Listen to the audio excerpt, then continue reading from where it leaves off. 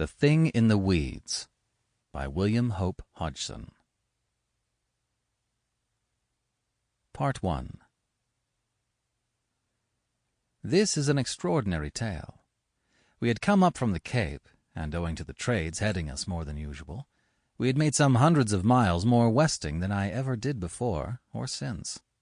I remember the particular night of the happening perfectly.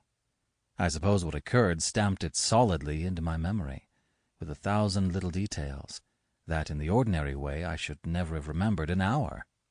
And, of course, we talked it over so often among ourselves that this no doubt helped to fix it all past any forgetting. I remember the mate and I had been pacing the weather side of the poop and discussing various old shellback superstitions. I was third mate, and it was between 4 and 5 bells in the first watch, that is, between 10 and half past. Suddenly he stopped in his walk and lifted his head and sniffed several times. "My word, mister," he said, "there's a rum kind of stink somewhere about. Don't you smell it?" I sniffed once or twice at the light airs that were coming in on the beam. Then I walked to the rail and leaned over, smelling again at the slight breeze. And abruptly I got a whiff of it, faint and sickly, yet vaguely suggestive of something I had once smelt before. "I can smell something, Mr. Lambert," I said. "I could almost give it name, and yet somehow I can't."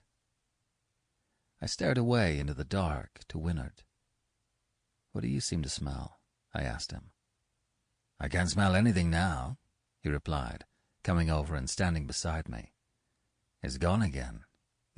No, by Jove. There it is again. My goodness, phew." The smell was all about us now, filling the night air. It had still that indefinable familiarity about it, and yet it was curiously strange, and more than anything else it was certainly simply beastly. The stench grew stronger, and presently the mate asked me to go for'ard and see whether the lookout man noticed anything. When I reached the break of the forecastle head, I called up to the man to know whether he smelled anything. "Smell anything, sir?" he sang out. "Jumping logs, I should think I do. I'm fair poisoned with it." I ran up to the weather steps and stood beside him. The smell was certainly very plain up there, and after savouring it for a few moments, I asked him whether he thought it might be a dead whale. But he was very emphatic that this could not be the case, for, as he said, he had been nearly 15 years in whaling ships and knew the smell of a dead whale. "Like as you would smell—" Sample complete. Ready to continue?